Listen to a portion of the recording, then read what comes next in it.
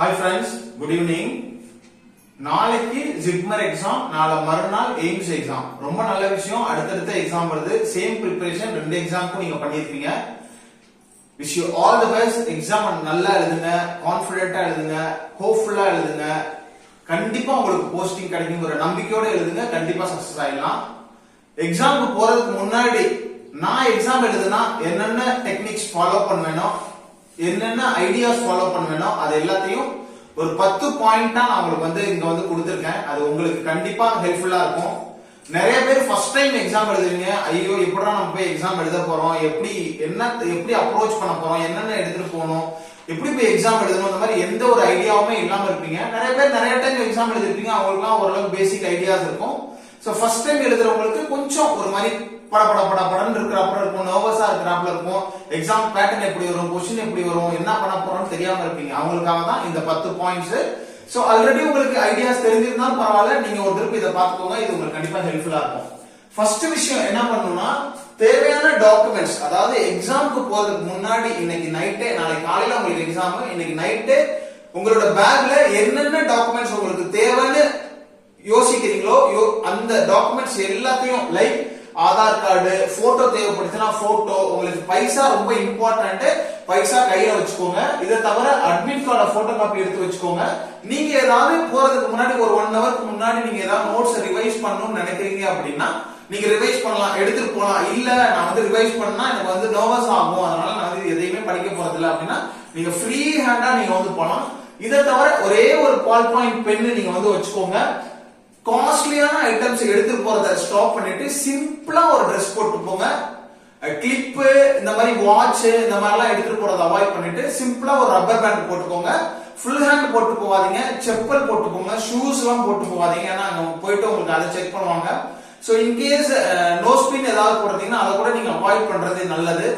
ஒரு சில உங்களுக்கு எக்ஸாம் ஹாலையில என்ன பண்ணுவாங்கன்னா தோடெல்லாம் கூட கலட்ட சொல்லிடுவாங்க. சோ அதனால ரொம்ப கேர்ஃபுல்லா போங்க. அங்க போயிட்டு நீங்க கலட்ட முடியாம அங்க போய் நர்வஸ் ஆயிடாதீங்க. அதனால இன்கேஸ் அங்க கலட்ட சொன்னாங்கன்னா கலட்டுறதுக்கு ரெடியா அங்க போங்க. அங்க போயிட்டு காஸ்ட்லியான ஐட்டம்ஸை உங்களோட சேஃப்ல தான் நீங்க வச்சுக்கணும். அவங்க எந்த ஒரு இதுவும் ரெடி பண்ணி வச்சிருக்க மாட்டாங்க. அதனால நோஸ் பின் போடுறது, தோடு போடுறது, கழுத்துல செயின் போடுறது, இதெல்லாம் அங்க போயிட்டு கலட்டி வைக்க சொன்னாங்க அப்படின்னா அதுக்கு பிளானா நீங்க போய்க்கோங்க. ரெண்டாவது, சோ அதான் சிம்பிள் ட்ரெஸ் போட்டுக்கோங்க, செப்பல் போட்டுக்கோங்க, ஷூஸ் போடாதீங்க, சாக்ஸ் போடாதீங்க, வாட்ச் கட்டிட்டு போவாதீங்க. அதர் எலக்ட்ரானிக்ஸ் ஐட்டம் எதையுமே எடுத்துட்டு போகாதீங்க. ஸ்மார்ட் வாட்ச் எடுத்துட்டு போறது, அந்த மாதிரி எதையுமே எடுத்துட்டு போக கூடாது. Letter bad, so exam bad எடுத்துட்டு போறது, அந்த மாதிரி எதையுமே எடுத்துட்டு போறீங்க. நமக்கு தேவையான டாக்குமெண்ட்ஸ் மட்டும் எடுத்துட்டு போகணும். உள்ள உங்களுக்கு எப்படி அலோவ் பண்ணாங்கன்னா ஒரே ஒரு பென்னு, ஒரு அட்மிட் கார்டு, இது ரெண்டு தான் அலோவ் பண்ணுவாங்க. உங்களுக்கு பயோமெட்ரிக் எல்லாமே நடக்கும். எல்லாத்தையும் செக் பண்ணி பார்த்துட்டு முன்னாடியே உங்களுக்கு என்ட்ரன்ஸ்ல எழுதி போட்டிருப்பாங்க எந்த நம்பர் எந்த ஹால் அப்படின்ட்டு. கரெக்டா அதை செக் பண்ணி பார்த்துட்டு கரெக்டா அங்க போயிடுங்க. அடுத்து பாத்தீங்கன்னா timely reach before 2 hours of exam. So in case நீங்க ரொம்ப தூரத்துல இருந்து போனீங்க அப்படின்னா மினிமம் 2 hours முன்னாடி நீங்க அங்க ரீச் ஆகிறத பாத்துக்கோங்க. கடைசி நேரத்துல 8:30 மணிக்கு உங்களை அலோவ் பண்ணுவாங்கன்னா 8 மணிக்கு அங்க போயிட்டு படப்படன்னு பண்ணீங்கன்னா இருக்கிறது எல்லாம் உங்களுக்கு மறந்து போயிடும். நர்வஸ் ஆயிடுவீங்க, ஆங்ஸைட்டி வந்துடும். இதெல்லாம் இந்த சைக்காலஜிக்கல் ஃபேக்டர்ஸ் எல்லாமே உங்களோட எக்ஸாம் சஃபர் பண்ணும், அஃபெக்ட் பண்ணும். அதனால ரொம்ப கேர்ஃபுல்லா, ரொம்ப ரிலாக்ஸா நம்ம போய் எக்ஸாம் எழுதணும். அப்பதான் நம்ம படிச்சதெல்லாம் ஆட்டோமேட்டிக்கா அப்படியே ஓடிட்டே இருக்கும் பிரெயின்ல. நீங்க அங்க போயிட்டு நர்வஸ் ஆயிட்டீங்க அப்படின்னா எல்லாம் மறந்து போயிடும். அதனால ரொம்ப கேர்ஃபுல்லா போகணும். மினிமம் 2 hours முன்னாடி அங்க இருக்கிற மாதிரி பார்த்துக்கோங்க. அடுத்து டேக் அ சிம்பிள் ஃபுட். அதாவது உங்களுக்கு 8:30 மணிக்கு எக்ஸாம், 12 மணி வரைக்கும் என்னால தாங்க முடியும் அப்படின்னா ஓகே.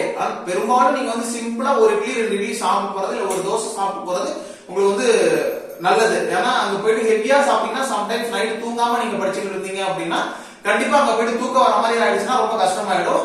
நைட் மினிமம் ஒரு 4 hours 5 hours கண்டிப்பா ரெஸ்ட் எடுத்துட்டு போங்க. அங்க போயிட்டு உங்களுக்கு தூக்கம் வந்துச்சுன்னா நீங்க ஒண்ணுமே பண்ண முடியாம போயிடும். அதனால சிம்பிளா ஃபுட் எடுத்துட்டு போங்க. எக்ஸாம்க்கு எக்ஸாம்ல உட்கார்ந்து என்ட்ரி பண்றதுக்கு முன்னாடி நீங்க கண்டிப்பா உங்களோட டாய்லெட்ஸ் யூஸ் பண்ணிக்கோங்க. வாஷ்ரூம் போறது எதா இருந்தாலும் மார்னிங் ஃப்ரெஷ் பண்றவங்க நீங்க கண்டிப்பா அதை பண்ணிட்டு போங்க. அங்க போயிட்டு இடையில போயிட்டு பாத்ரூம் போகணும், அந்த அரிஜு, யூரின் போகணும், அந்த மாதிரி எல்லாம் அரிஜை வச்சுக்கிட்டு நீங்க எக்ஸாம் பண்ணீங்கன்னா ஃப்ரீ மைண்டடா பண்ண முடியாது. அதனால கண்டிப்பா டாய்லெட் அதுக்கு முன்னாடி யூஸ் பண்ணிக்கோங்க. அடுத்தது take a deep breath and relax yourself, avoid tension, frustration, anxiety, nervousness. So அங்க போயிட்டு உட்கார்ந்துட்டு எக்ஸாம் முன்னாடி எல்லா வேலையும், டாய்லெட் போறது எல்லாத்தையும் முடிச்சுட்டு அழகா உட்கார்ந்து ரிலாக்ஸ்டா, நர்வஸ்னஸ் இல்லாம, ஆங்ஸைட்டி இல்லாம, பி கான்ஃபிடென்ட், பி ஒர்த்தா நம்ம வந்து அந்த எக்ஸாம் வந்து கொடுக்க போறோம். நெக்ஸ்ட் வந்து பாத்தீங்கன்னா think positive, be hopeful, be confident before exam. So எக்ஸாம்க்கு முன்னாடி கண்டிப்பா ஒரு பாசிட்டிவ் வைபோட போய் எக்ஸாம் எழுதணும். ஐயோ நம்ம கம்மியா தான் படிச்சிருக்கோம், நம்ம வந்து எப்படி எக்ஸாம் கொடுக்க போறோம், அந்த மாதிரி ஒரு நெகட்டிவா யோசிக்காம நம்ம படிச்சதை தாண்டி எதுல இருந்து வந்துட போகுது, இன்னைக்கு எக்ஸாமா நம்ம அப்படின்னு ஒரு கை பார்த்தலாம் அப்படிங்கிற ஒரு பாசிட்டிவோட, ஒரு பாசிட்டிவ் வைப்ரேஷனோட போனீங்க அப்படின்னா, ஒரு ஹோப்ஃபுல்லா ஒரு கான்பிடென்ட்டோட போனீங்க அப்படின்னா அந்த எக்ஸாம் கண்டிப்பா நீங்க நல்லா பண்ண முடியும். அடுத்தது maintain timing for all questions. எல்லா क्वेश्चनக்கு ஒரு 100 क्वेश्चन வருதா, அதுக்கு வந்து ஒரு 1.5 மணி நேரம் கொடுத்திருக்காங்கன்னா அந்த 100 क्वेश्चन 1.5 மணி நேரத்துல கம்ப்ளீட் பண்ண மாதிரி நீங்க வந்து டைம் வந்து கரெக்ட்டா நீங்க வந்து ஃபாலோ பண்ணிக்கணும்.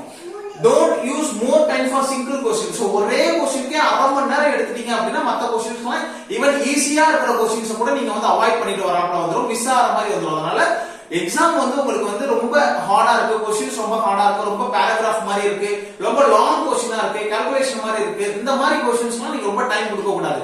அந்த மாதிரி இருந்தது அப்படின்னா அடுத்த क्वेश्चनக்கு போயிடுங்க. சிம்பிள் क्वेश्चंस ஏதாவது இருக்குன்னா அதை டச் பண்ணிட்டு அதை வந்து ஆன்சர் பண்ணிட்டு அதுக்கப்புறமா நீங்க இந்த மாதிரி क्वेश्चन டஃப்பா இருக்கிற क्वेश्चंஸ்க்கு நீங்க வந்து வரணும். தெரிஞ்சதை read questions 2 times and understand the question, then give answer. அதாவது क्वेश्चन ஒரு டைம்க்கு 2 டைம் நல்லா கேர்ஃபுல்லா ரீட் பண்ணனும், ஃபாஸ்டா ரீட் பண்ணனும். அதே மாதிரி இந்த எக்ஸெப்ட், இந்த மாதிரி நெகட்டிவா ஆன்சர் இத தவிர அப்படினு கொடுத்துருவாங்க. சோ இது மட்டும் தான் உங்களுக்கு வந்து டிபிக்கல் சிம்டம்ஸ் அப்படினு கொடுத்துருவாங்க. சோ அந்த மாதிரி ஏதாவது உங்களுக்கு வேர்ட் கொடுத்திருக்காங்க, ஹிண்ட்ஸ் கொடுத்திருக்காங்க அப்படினு ரொம்ப கேர்ஃபுல்லா பார்த்துட்டு நீங்க வந்து அடுத்தது நம்ம ஏற்கனவே சொன்ன மாதிரி avoid wasting time to calculation, confusing question, long question, paragraph question and big questions, helping others and taking help from the others. அதாவது அங்க போயிட்டு டைம் வேஸ்ட் தயவு செய்து பண்ணாதீங்க. கன்ஃபியூஸ்டு क्वेश्चनா இருக்கு, பெரிய क्वेश्चनா இருக்கு, பேராகிராஃபா இருக்கு, கால்குலேஷன் போடுறாப்ல இருக்கு, அதுல கொஞ்சம் நமக்கு வேலை இருக்கு அப்படின்னு நினைக்கிற क्वेश्चंसல உங்களோட டைமை வேஸ்ட் பண்ணிடாதீங்க. அது வந்து கடைசியில பண்ணிக்கலாம். அதுக்கு உங்களுக்கு டைம் கண்டிப்பா கிடைக்கும். நீங்க ஈஸியானதை ஃபர்ஸ்ட் செஞ்சுட்டீங்க அப்படின்னா அதுக்கப்புறம் கடைசியில நிறைய டைம் கிடைக்கும். அப்போ வந்து நீங்க வந்து கஷ்டமானது பண்ணிக்கலாம்.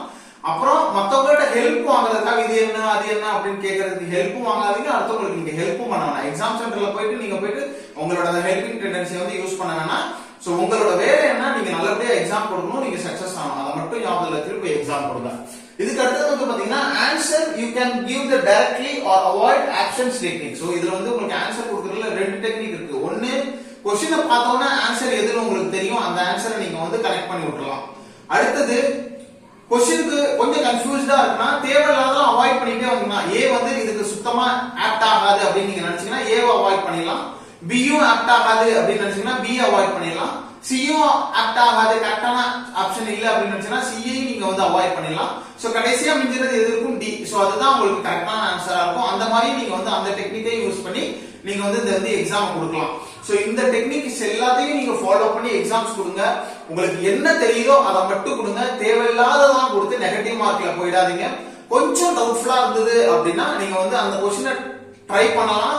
அதிகபட்சம் போனீங்கன்னா ஒரு 10 क्वेश्चंस வரைக்கும் நீங்க நெகட்டிவ்ல போனீங்கன்னா ஓகே, நீங்க சேஃப் தான். ஆனா எழுதுறதே 20-30 क्वेश्चन, அதுலயே 10 क्वेश्चन தப்புனா அதுவும் சேஃப் கிடையாது. மேக்ஸிமம் क्वेश्चन உங்களோட கேட்டகரிக்கு எவ்வளவு தேவையோ அவ்வளவு அட்டெண்ட் பண்ணுங்க. அதிகபட்சம் 10க்கு மேல உங்களுக்கு நெகட்டிவ் போகக்கூடாது. சோ இது எல்லாத்தையும் ஞாபகத்துல வச்சு எக்ஸாம் கொடுங்க. கண்டிப்பா எக்ஸாம்ல சக்சஸ் ஆகலாம். Wish you all the best. வேற ஏதாவது டவுட் இருந்தா கமெண்ட்ல சொல்லுங்க. இந்த வீடியோ யூஸ்ஃபுல்லா இருந்தா மறக்காம லைக் பண்ணிட்டு உங்க ஃப்ரெண்ட்ஸ்க்கு ஷேர் பண்ணிக்கோங்க. அடுத்த வீடியோல மீட் பண்ணுவோம். Wish you all the best. Thank you.